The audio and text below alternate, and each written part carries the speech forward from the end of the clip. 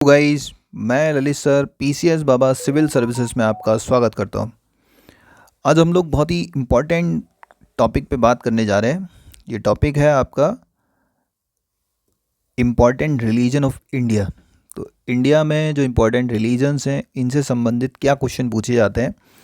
यहाँ से ये क्वेश्चन जो है आपके जितने भी एग्ज़ाम्स हैं, जैसे पीसीएस के एग्ज़ाम्स हैं, आपके यूपी पीसीएस के आर ओ का एग्ज़ाम्स हैं, आपका उत्तराखंड का पीसीएस है, वहाँ का आर ओ का एग्ज़ाम है, बिहार पीसीएस है, ठीक है, यूपी का एपीओ के एग्ज़ाम है, बाकी अदर स्टेट के एपीओ के एग्ज़ाम्स मिलेंगे, या बाकी का आपका जुडिशरी के एग्ज़ाम्स है। इन सब में आपका जीएस वाला जो पार्ट आता है उसमें एक क्वेश्चन रिलीजन से रिलेटेड ज़रूर पूछा जाता है। ठीक है, तो अब हम इसी से संबंधित क्वेश्चन देखेंगे। सबसे पहला इम्पॉर्टेंट रिलीजन ऑफ इंडिया। अब यहाँ से स्टार्ट करते हैं अपना वीडियो। देखिए, बहुत ही इंपॉर्टेंट सवाल है, बस एक बार आपको ध्यान से इनको देखते रहना है तो आपके सारे सवाल यहाँ से सही होने स्टार्ट हो जाएंगे। देखिए, पहला सवाल देखिए, भागवत धर्म के प्रवर्तक कौन थे? तो ये थे कृष्ण। जैन धर्म के प्रवर्तक कौन माने जाते हैं? तो जैन धर्म के प्रवर्तक हैं आपके महावीर स्वामी। बौद्ध धर्म के प्रवर्तक कौन थे? तो ये हैं गौतम बुद्ध। सिख धर्म के प्रवर्तक कौन है? तो ये गुरु नानक देव। पारसी धर्म के प्रवर्तक कौन है? तो पारसी धर्म के प्रवर्तक जोरोस्टर या इनको जरथुस्ट्र भी कहते हैं। सिंतो धर्म किसके अनुयायियों का धर्म है? सिंतो धर्म है मिकादो का। कन्फ्यूशियस धर्म के संस्थापक कौन थे? तो ये कुंग फू सू। शंकराचार्य ने 4 मठों की स्थापना कहाँ किया था? तो शंकराचार्य ने 4 मठ कहाँ स्थापित किए? बद्रीनाथ, पुरी, श्रृंगेरी और द्वारका में। जैन धर्म के प्रथम तीर्थंकर कौन थे? तो ये थे ऋषभ देव। जैन तीर्थंकरों के क्रम में अंतिम कौन है? तो ये है महावीर। जैन मतानुसार उनके अंतिम से एक पहले तीर्थंकर कौन थे? तो ये थे पार्श्वनाथ। जैन धर्म के 24 तीर्थंकरों में अंतिम कौन थे? तो अब अंतिम देखते हैं कौन है। तो अंतिम है आपके महावीर। अंतिम तीर्थंकर का नाम है महावीर। जैन धर्म का वास्तविक संस्थापक किसे माना जाता है? तो वास्तविक संस्थापक हम मानते हैं महावीर को। भरहुत भूमि संबंधित है किससे? यह है बौद्ध धर्म से। लुम्बिनी एक धार्मिक स्थल है, ये किनका है? बौद्धों का है। बौद्ध धर्म की किस एक शाखा में मंत्र, हठ योग और तंत्रिका आचारों की प्रधानता होती है? तो ये होती है वज्रयान में। खालसा किस धर्म से संबंधित है? तो खालसा है सिख धर्म से। सिखों के 10वें गुरु गुरु गोविंद सिंह किसके पुत्र थे? तो ये थे गुरु तेग बहादुर के। किस सिख गुरु के पश्चात सिख गुरु का पद वंशानुगत हो गया? तो ये हो गया गुरु रामदास के बाद। गुरु अर्जुन देव सिखों के कौन से गुरु थे? तो गुरु अर्जुन देव थे 5वें गुरु थे। सिखों के अंतिम गुरु कौन थे? ठीक है, अब नेक्स्ट देखेंगे सिखों के अंतिम गुरु कौन थे। तो वो थे आपके गुरु गोविंद सिंह। ऑप्शन देखते हैं कौन सा ऑप्शन आ रहा है। सिखों के अंतिम गुरु थे गुरु गोविंद सिंह। सिखों के 10वें गुरु कौन थे? तो वो थे गुरु गोविंद सिंह। खालसा पद की नींव किस सिख गुरु ने डाली? तो खालसा पद की नींव किसने डाली? तो गुरु गोविंद सिंह ने डाली। किस सिख गुरु ने अमृत सरोवर, जो अब अमृतसर नामक एक नए नगर की स्थापना किया? तो ये किया गुरु रामदास ने। किस सिख गुरु ने हरमिंदर साहब स्वर्ण मंदिर की स्थापना किया? तो ये किया गुरु अर्जुन दास ने। किस सिख गुरु ने सिख धर्म को नया स्वरूप, नई शक्ति और नई ओजस्विता प्रदान किया? तो ये किया गुरु गोविंद सिंह ने। खालसाओं के 5 अनिवार्य लक्षण 5 कक्के किसने निर्धारित किए? तो ये किया आपके गुरु गोविंद सिंह ने। पुरुष खालसाओं का सिंह की तथा महिलाओं को कौर की उपाधि किसने दिया? तो ये दिया आपके गुरु गोविंद सिंह ने। किस सिख गुरु की हत्या मुस्लिम शासकों ने नदी में डुबो कर करवा दी? तो ये देखेंगे ऑप्शन क्या है। ये करवा दी आपकी गुरु अर्जुन देव की। जाति प्रथा एवं छुआछूत को समाप्त करने के उद्देश्य से लंगर परंपरा की नींव किसने डाली? तो लंगर परंपरा की नींव जो है ये किसने डाली है? तो ये क्या है? गुरु अमरदास ने। मक्खली पुत्र गोसाल किस धर्म का प्रवर्तक था?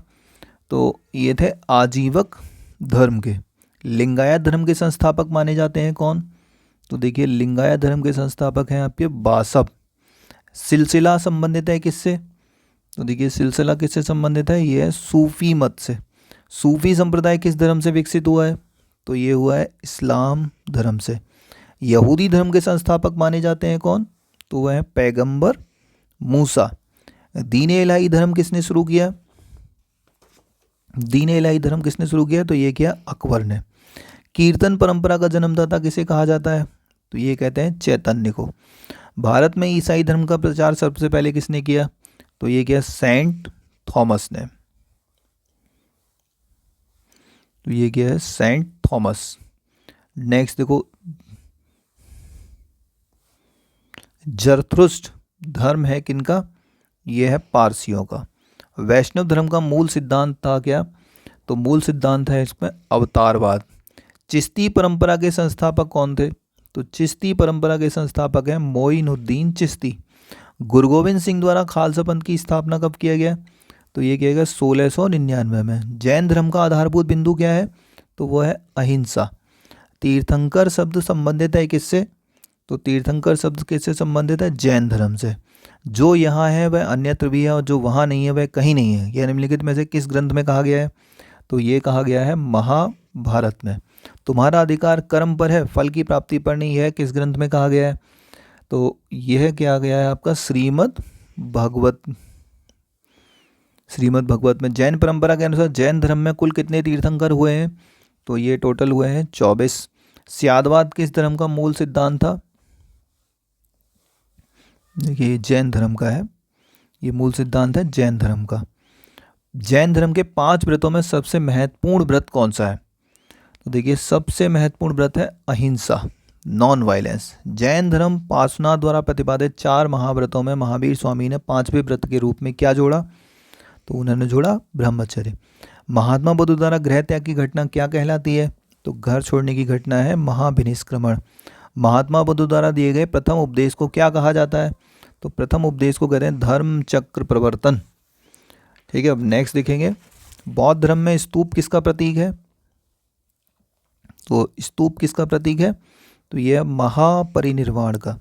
हिंदू धर्म का आधार ग्रंथ क्या है? तो हिंदू धर्म का आधार ग्रंथ है आपके वेद। वेदों की संख्या कितनी है? तो वेदों की संख्या है 4। भारतीय दर्शन की आरंभिक विचारधारा क्या है?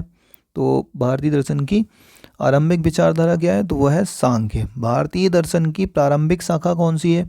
तो वो है सांख्य। नेक्स्ट क्वेश्चन देखेंगे, भारत का प्राचीनतम दर्शन है। तो भारत का प्राचीनतम दर्शन क्या है? वो भी सांख्य है।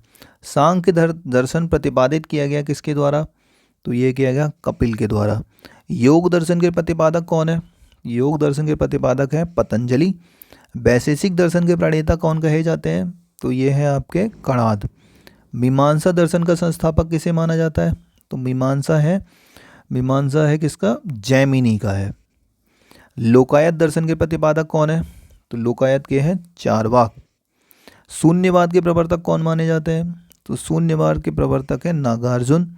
अद्वैतवाद सिद्धांत के प्रतिपादक कौन है? तो अद्वैतवाद के हैं शंकराचार्य। द्वैतवाद सिद्धांत के प्रतिपादक कौन है? द्वैतवाद है आपका माधवाचार्य का। द्वैताद्वैतवाद सिद्धांत के प्रतिपादक कौन है?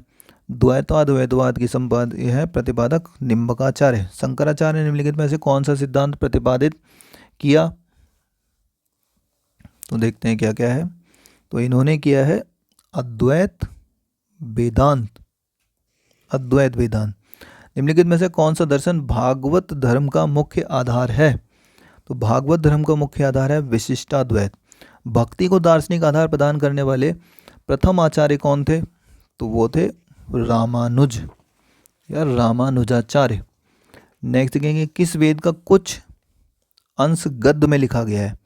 किस वेद का कुछ अंश गद्य में लिखा गया है? तो वो है आपका यजुर्वेद। सबसे प्राचीन वेद कौन सा है? तो सबसे प्राचीन वेद है ऋग्वेद। गायत्री मंत्र किस ग्रंथ में शामिल है? तो देखिए गायत्री मंत्र किस ग्रंथ में शामिल है? तो वह है ऋग्वेद में। वेद त्रयी के अंतर्गत किनको शामिल किया जाता है? तो वेद त्रयी के अंदर शामिल करते हैं ऋग्वेद, सामवेद और यजुर्वेद को। किसका संकलन ऋग्वेद पर आधारित है? तो यह है सामवेद का। निम्नलिखित 4 वेदों में से किस एक में जादुई माया और वशीकरण का वर्णन किया गया है? तो ये किया गया अथर्ववेद में। सर्वोत्तम सूत्र की चर्चा किस धार्मिक ग्रंथ में मिलती है? तो ये मिलती है ऋग्वेद में। एकमात्र वेद जो गद्य और पद्य दोनों में लिखा है वह कौन सा है? देखते हैं ऑप्शन। गद्य और पद्य दोनों में लिखा है तो वो है आपका यजुर्वेद। ये ग्रंथ है यजुर्वेद। सबसे प्राचीन वैदिक साहित्य कौन सा है? तो सबसे प्राचीन वैदिक साहित्य है ऋग्वेद। अस्तोमा सद्गमय सूक्ति कहाँ से ली गई है? तो अस्तोमा सद्गमय सूक्ति कहाँ से ली गई है? ऋग्वेद से। किस ग्रंथ में यज्ञ कर्मकांड संबंधी बातें और प्रार्थनाएं हैं? तो यज्ञ कर्मकांड संबंधी बातें और प्रार्थनाएं किस में है? तो ये है आपकी यजुर्वेद में। किस वैदिक ग्रंथ में जादू टोना का वर्णन किया गया है? तो जादू टोना मिलेगा अथर्ववेद में। ऋग्वेद में कुल अध्याय यानी मंडल कितने हैं? तो ऋग्वेद में कुल मंडल हैं 10। ऋग्वेद में सूक्तों की कुल संख्या कितनी है? तो कुल संख्या है 1028। अब इसको मैच कराएंगे, देखिए क्या क्या है। तो ऋग्वेद में आपको क्या मिलेगा? स्रोत एवं प्रार्थनाएं। यजुर्वेद में स्रोत एवं कर्मकांड। सामवेद में संगीतमय स्रोत। अथर्ववेद में तंत्र मंत्र और वशीकरण है। ठीक है, तो ऑप्शन क्या आएगा? 4 1 4 2 1 3। 4 2 1 3 यानी ए वाला ऑप्शन आएगा।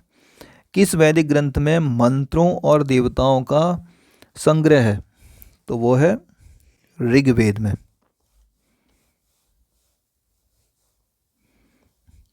आयुर्वृद्धि अर्थात जीवन का विज्ञान का उल्लेख सर्वप्रथम कहाँ मिलता है? तो ये मिलता है आपका अथर्ववेद में। उपनिषदों में मुख्यतः विवेचित है, क्या विवेचित है उपनिषद में? तो फिलॉसफी यानी दर्शन शास्त्र। उपनिषद पुस्तकें हैं किसकी? ये उपनिषद जो किताबें हैं ये दर्शन पर है। प्रमुख उपनिषदों की संख्या कितनी है? तो देखिए प्रमुख उपनिषद कितने हैं? तो प्रमुख उपनिषद हैं आपके 12। और नचिकेता और यम के बीच सुप्रसिद्ध संवाद किस उपनिषद में उल्लिखित है? तो ये मिलेगा कठोपनिषद में। महात्मा बुद्ध के पंचशील सिद्धांत का उल्लेख किस उपनिषद में मिलता है? तो ये मिलता है छांदोग्य उपनिषद में। चारों आश्रम की सर्वप्रथम चर्चा मिलती है कहाँ? तो ये मिलती है जाबालोपनिषद में। पुनर्जन्म की अवधारणा सर्वप्रथम कहाँ से आई? तो पुनर्जन्म की अवधारणा कहाँ से आई? तो वह आई बृहदारण्यक उपनिषद से। बुद्ध के अष्टांगिक मार्ग का स्रोत क्या है? तो यह है तैत्तिरीय उपनिषद।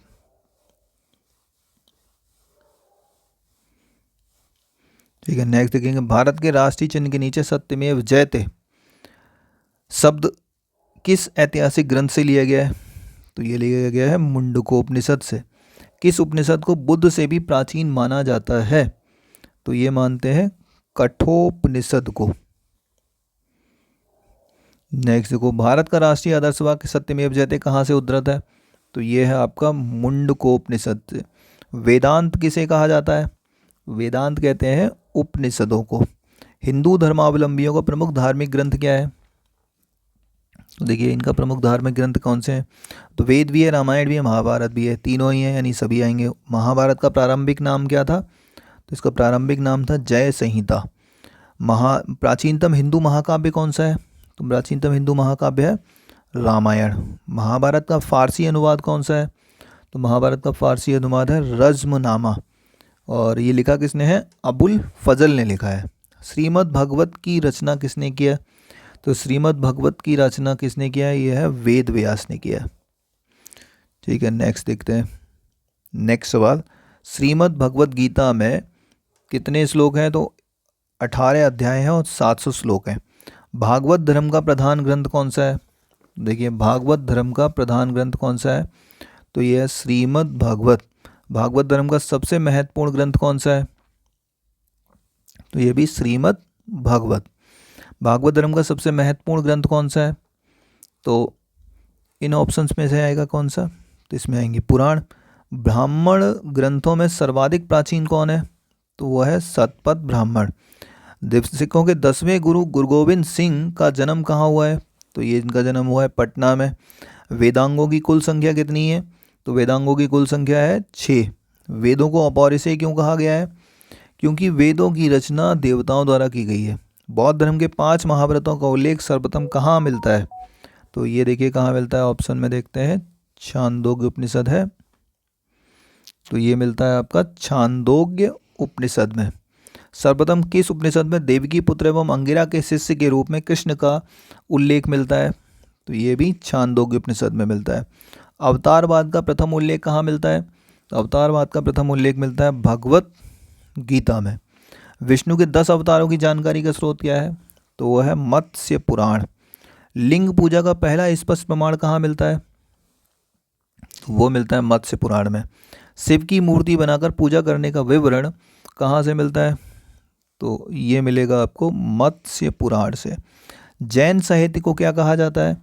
तो देखिए जैन साहित्य को क्या कहते हैं? तो इनको कहते हैं आगम। जैन धर्म का सबसे महत्वपूर्ण ग्रंथ कौन सा है? तो जैन धर्म का सबसे महत्वपूर्ण ग्रंथ है कल्पसूत्र। त्रिपिटक निम्नलिखित में से किससे संबंधित है? तो देखिए त्रिपिटक किससे संबंधित है? ये है बौद्धों से। बौद्धों का पवित्र साहित्य कौन सा है? तो बौद्धों का पवित्र साहित्य है आपका त्रिपिटक। नेक्स्ट देखेंगे, बुद्ध के धार्मिक विचारों और वचनों का संग्रह किस ग्रंथ में है? तो ये है सुत्त पिटक में। किस बौद्ध ग्रंथ को प्रारंभिक बौद्ध धर्म का एनसाइक्लोपीडिया कहा जाता है? तो ये कहते हैं सुत्त पिटक को कहते हैं। बौद्ध धर्म के नियमों का उल्लेख कहाँ मिलता है? तो बौद्ध धर्म के नियमों का उल्लेख कहाँ मिलता है? ये मिलेंगे नियम विनय पिटक में। कपिल मुनि द्वारा प्रतिपादित दार्शनिक प्रणाली कौन सी है? तो वो है सांख्य दर्शन। पतंजलि का संबंध किससे है? तो पतंजलि का संबंध है योग दर्शन से। महर्षि गौतम का संबंध किस दर्शन से है? तो देखिए महर्षि गौतम का संबंध किससे है? ये है न्याय दर्शन से। महर्षि कपिल का नाम दर्शन किस विधि से जुड़ा हुआ है? तो कपिल का दर्शन किससे जुड़ा हुआ है? तो यह है सांख्य दर्शन से जुड़ा हुआ है। रामानुजाचार्य किससे संबंधित है? तो ये है आपके अद्वैतवाद से नहीं है, द्वैतवाद से नहीं है, तो ये है आपके विशिष्टा द्वैत से। कौन सा इनमें से देखिए सुमेलित नहीं है? तो ये जो गीता रहस्य वाला है गांधी जी ने नहीं लिखा है, ये किसने लिखा है? बीजी तिलक ने। बाल गंगाधर तिलक की किताब है ये। बाकी योग सूत्र पतंजलि का है, काम सूत्र वात्स्यायन का है, न्याय सूत्र गौतम का है। कौन भारतीय दर्शन की अपेक्षा पाश्चात्य दर्शन से कहीं अधिक प्रभावित थे? तो वो है राजा राममोहन रॉय। अष्टांगिक मार्ग किस धर्म से संबंधित है? तो ये है बौद्ध धर्म से। पुष्टि मार्ग के दर्शन की स्थापना किसने किया?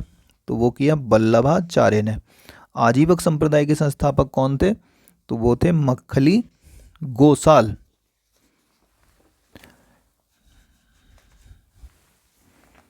ठीक है, तो यहाँ तक हमने ये क्वेश्चन देखे जो इम्पोर्टेंट रिलीजन से रिलेटेड थे। तो ये वीडियो भी यहीं ख़त्म करते हैं। तो ये वीडियो कैसा लगा तो इसको कमेंट में बताइएगा, लाइक करिएगा, शेयर करिएगा और अपने दोस्तों को शेयर करिएगा। ठीक है, नेक्स्ट वीडियो में फिर मिलते हैं किसी नेक्स्ट टॉपिक के साथ। Thank you.